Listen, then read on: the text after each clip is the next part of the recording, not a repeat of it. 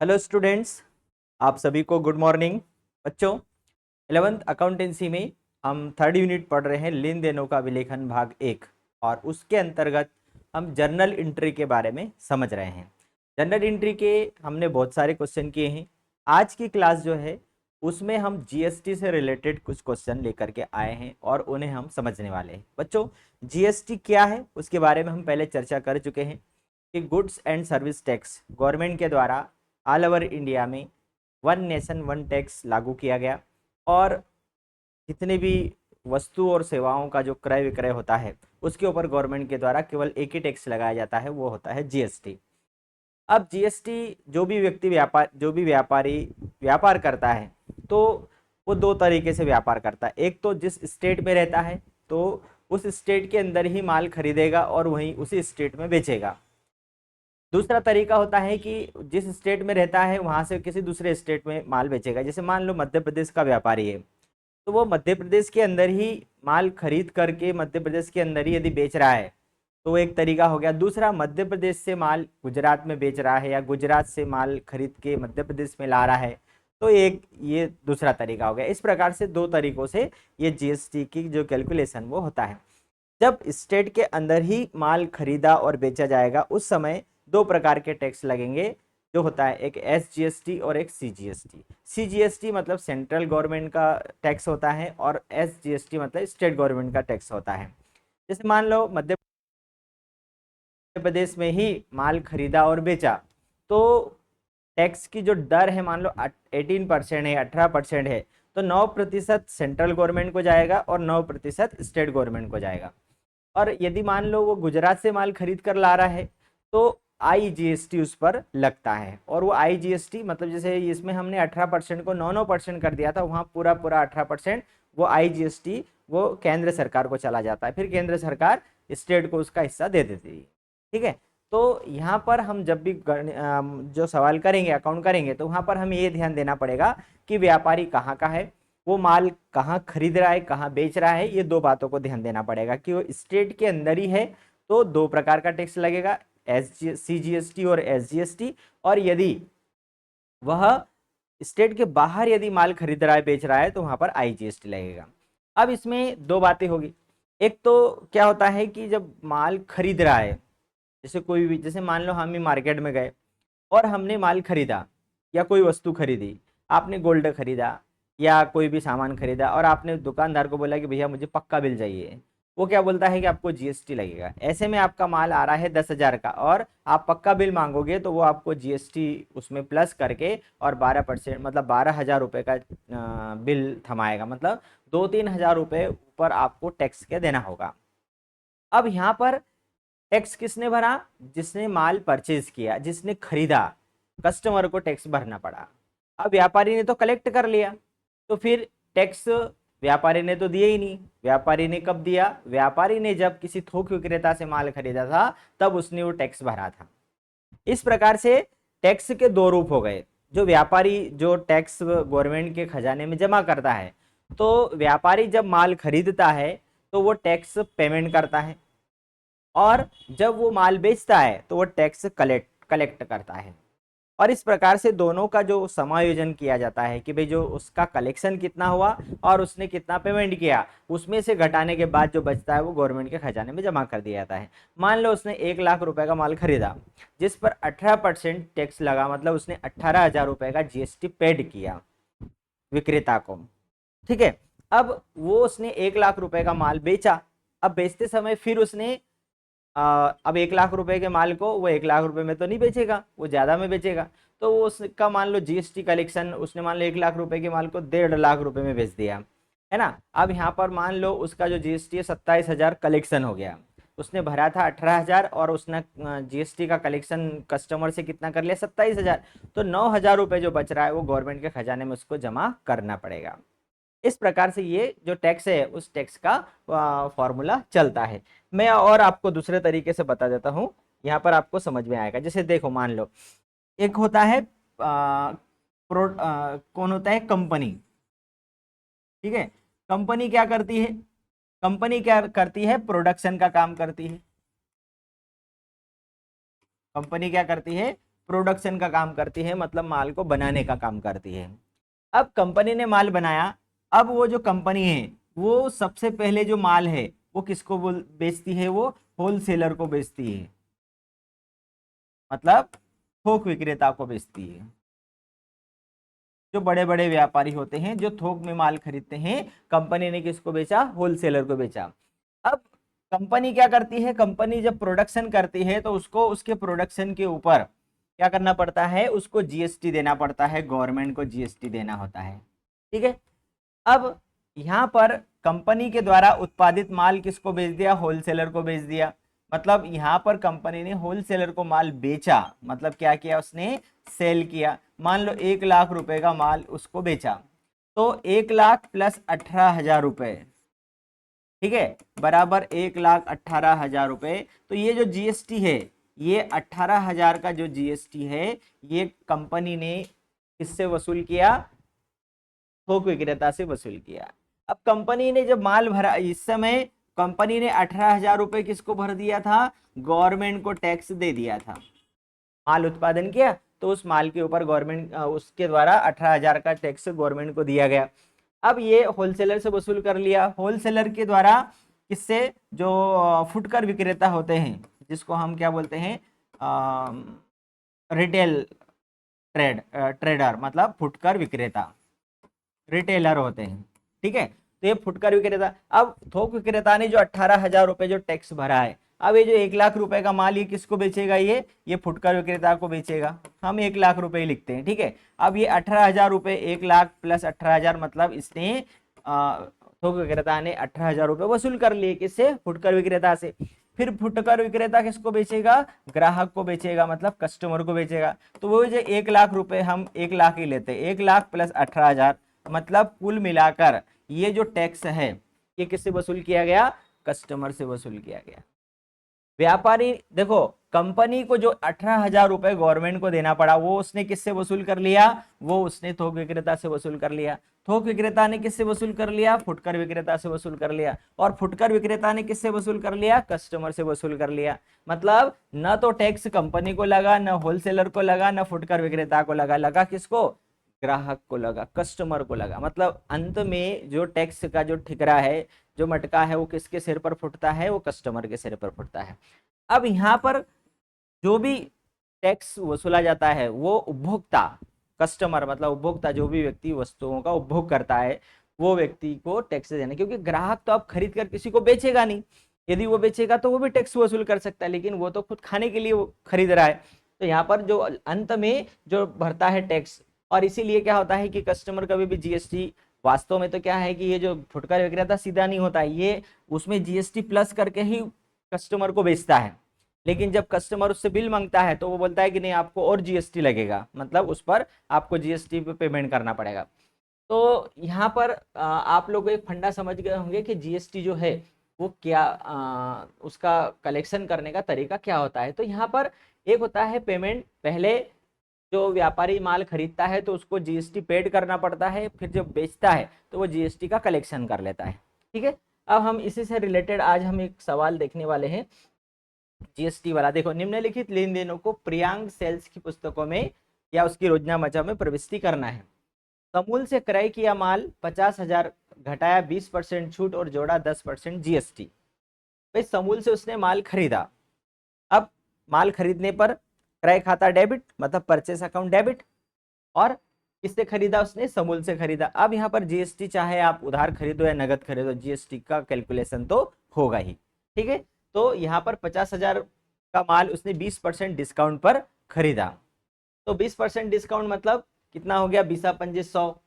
तो यहाँ पर आ जाएगा 10,000 रुपए का डिस्काउंट, मतलब उसने माल कितने का खरीदा, 40,000 रुपए का माल खरीदा। भाई ये जो, इसको यदि आप समझने जाओगे तो 50,000 रुपए का माल उसने समूल से खरीदा, कितने डिस्काउंट पर, 20% के डिस्काउंट पर। मतलब कि 50,000 रुपए का माल था, उसको 20% डिस्काउंट मिला, इसका मतलब कि उसको 10,000 रुपए का डिस्काउंट मिला। इसका मतलब ये हुआ कि 50,000 minus 10,000 discount is equal to 40,000 रुपए का माल खरीदा। रियल में उसने कितने का माल खरीदा, 40,000 का माल खरीदा।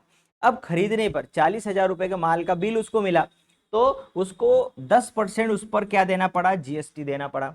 मतलब 40,000 का 10% कितना हो गया, 4,000 रुपये जीएसटी पेड करना पड़ा। मतलब उसको व्यापारी को कितना पैसा देना पड़ा, 44,000 रुपये का उसने माल खरीदा कुल मिला के। 40,000 रुपये का तो माल की वैल्यू हो गई और 4,000 रुपये टैक्स हो गया, जीएसटी हो गया। ठीक है।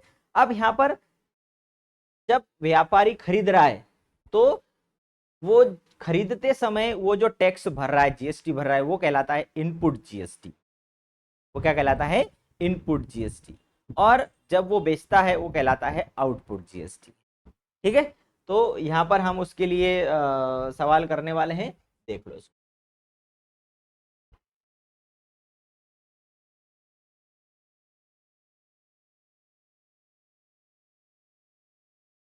जर्नल प्रविष्टि का फॉर्मेट तो वही का वही है।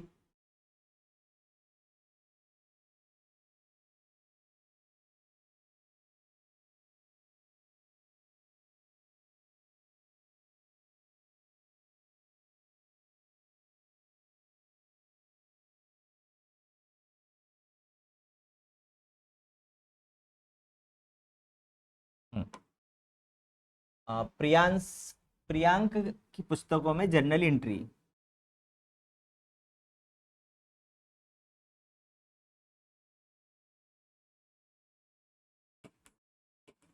Journal entries of Priyank book, Priyank की पुस्तकों में जर्नल प्रविष्टि, ऐसा हिंदी में लिखेंगे। दिनांक, विवरण, खाता पृष्ठ, डेबिट और क्रेडिट। अब यहाँ तारीख नहीं दी है तो हम नंबर डाल देंगे। ठीक है। अब सबसे पहले उसने समूल से माल खरीदा है तो क्या आ जाएगा, जब भी माल खरीदा जाता है तो परचेस अकाउंट क्या हो जाता है, डेबिट हो जाता है। अब उसने कितने का माल खरीदा, 40,000 का माल खरीदा। 50,000 का माल 20% डिस्काउंट पर खरीदा, मतलब कितने का माल खरीदा, 40,000 का। अब इसके ऊपर वो क्या पेमेंट कर रहा है, जीएसटी। क्या पेमेंट कर रहा है, जीएसटी पेमेंट कर रहा है, कितना, 4,000। अब यहाँ पर ये अंडरस्टूड है, यहाँ उन्होंने न बताया कि वो कहाँ रहने वाला है, स्टेट के अंदर है कि स्टेट के बाहर है, आईजीएसटी है, एसजीएसटी है कि सीजीएसटी, ऐसा कुछ नहीं कहा। केवल उन्होंने सीधा सीधा बोला कि इसके ऊपर 10% का जीएसटी लगा है, तो हमने सीधा सीधा जीएसटी अकाउंट लिख दिया, कितना, 4,000 रुपये का जीएसटी हो गया। अब इसको आप इनपुट जीएसटी भी बोल सकते हो। ठीक है, इसको हम इनपुट जीएसटी बोल सकते हैं, इनपुट जीएसटी अकाउंट टू, किससे माल खरीदा है, समूल से, टू समूल। अकाउंट शब्द हम इसमें नहीं लिखते नाम में, है ना, ये ध्यान रखेंगे हम। कितने का माल खरीदा, 44,000 रुपये का माल खरीदा। 40,000 का माल है और जीएसटी कितना पेमेंट किया, 4,000। टोटल उसने समूल से कितने का माल खरीदा, 44,000। मतलब इन फ्यूचर समूल को कितना पैसा देना है, 44,000 रुपये का पैसा देना है। समरी लिख देंगे, गुड्स परचेस, गुड्स परचेस। और भी इसमें लिख सकते हैं, goods purchase with 10% GST, 10% GST के साथ में माल खरीदा। अब सेकंड नंबर का, सेकंड नंबर पे क्या दिया है, 15,000 रुपए का माल, इसको और थोड़ा बड़ा कर लेते हैं।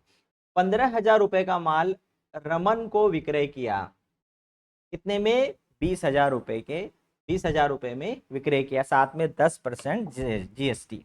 अब रमन को माल बेचा है तो रमन पाने वाला हो गया, तो रमन क्या हो गया, डेबिट। ठीक है। अब रमन को हमने क्या किया है, सेल किया है, तो टू सेल्स अकाउंट। भाई रमन का नाम आ रहा है, उधार व्यवहार है। अब यहाँ पर जो जीएसटी है ये आउटपुट जीएसटी कहलाएगा, और आउटपुट जीएसटी जो है ये सेल्स के साथ में, जब खरीदने पर क्रय के साथ जीएसटी लगता है और बेचने पर विक्रय के साथ जीएसटी होता है, बस इतना ध्यान रखना। ठीक है। अब कितने का माल बेचा उसने, 20,000 का माल बेचा। 15,000 रुपए का माल 20,000 रुपए में बेचा। सिंपल सी बात है भाई, आपकी जो माल की वैल्यू है आपके हिसाब से आपके दिमाग में है कि भाई मेरा माल 15,000 का है, और जो बेचने जाओगे तो वो तो 20,000 में, 25,000 में, 30,000 में, जितने भी बिकेगा उतने में बेचोगे। तो उसने 15,000 का माल कितने में बेचा? 20,000 में। तो जितने में बेचा है रियल में वो लिखा जाएगा 20,000 का माल बेचा, और इसके ऊपर 10% क्या है? जीएसटी। मतलब इसका 20,000 का 10% जीएसटी, मतलब 2,000 रुपए इसमें जीएसटी। मतलब टोटल उसने रमन को कितने का माल बेचा? 22,000 रुपए का माल बेचा। ठीक है, तो यहां पर आ जाएगा good sold, good sold with 10% GST. ठीक है, ये हो गया हमारा सेकंड वाली एंट्री हो गई। अब हम चलते हैं तीसरी वाली एंट्री पर। शेष माल बेचा 40,000 रुपए में, 10% भुगतान चेक द्वारा किया। जो बचा हुआ माल था जिसे उसने खरीदा था, कितने का माल खरीदा? 40,000 का माल खरीदा, उसमें से उसने 15,000 का माल बेच दिया। अब कितना बचा? 25,000 रुपए का माल बचा था, तो उस 25,000 रुपए के माल को उसने 40,000 रुपए में बेच दिया। भाई सिंपल सी बात है, यहाँ यदि आप देखने जाओगे तो इसने माल कितने का खरीदा था? 50,000 का माल 20% डिस्काउंट के ऊपर खरीदा, मतलब उसने कितने का खरीदा? 40,000 का माल खरीदा। फिर जब बेचा 15,000 रुपए का माल इसमें से बेच दिया। 15,000 का माल 20,000 में बेचा, लेकिन वास्तव में तो उसके पास से स्टॉक में से 15,000 का माल ही गया, मतलब अब उसके पास कितने का माल बचा? 25,000 का माल बचा। फिर शेष माल, मतलब ये क्या कहलाया? ये शेष माल है। ये शेष माल जो है 25,000 का, ये उसने कितने में बेच दिया? 40,000 रुपए में बेच दिया। मतलब अब यहाँ पर उसको प्रॉफिट कितना हो गया? 15,000 के प्रॉफिट पर उसने माल को 40,000 में बेच दिया। अब हम यहाँ पर 25,000 को नहीं देखेंगे, उसने कितने में बेचा ये देखना है। कितने में बेचा? 40,000 में बेचा। शेष माल बेचा 40,000 में और भुगतान चेक द्वारा किया। ठीक है, तो बेचा है मतलब आपको जो पेमेंट जो है वो चेक द्वारा मिला है। बेचने पर आपको जो पेमेंट है वो किसके द्वारा मिला है? चेक द्वारा मिला है। इसका मतलब कि बैंक में पैसा आया 40,000 का माल, और 40,000 पर 10% का क्या है? जीएसटी भी है। ठीक है, तो यहां पर लिखेंगे टू सेल अकाउंट, कितने का माल है? 40,000, और टू आउटपुट जीएसटी। 40,000 का 10% कितना हो गया? 4,000।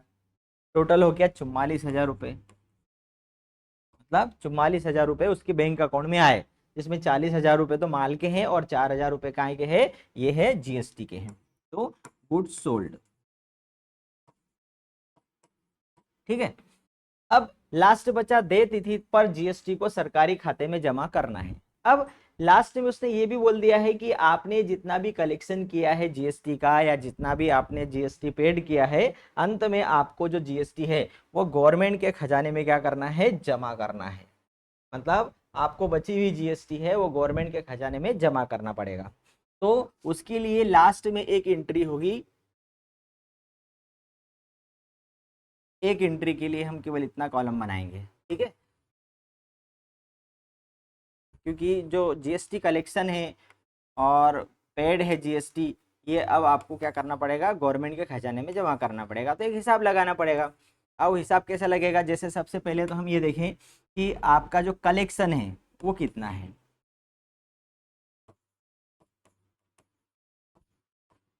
कलेक्शन जीएसटी मतलब आपने जब माल बेचा तो आपने आउटपुट से कितना खरीदा, कितना आपने जीएसटी कलेक्ट किया है।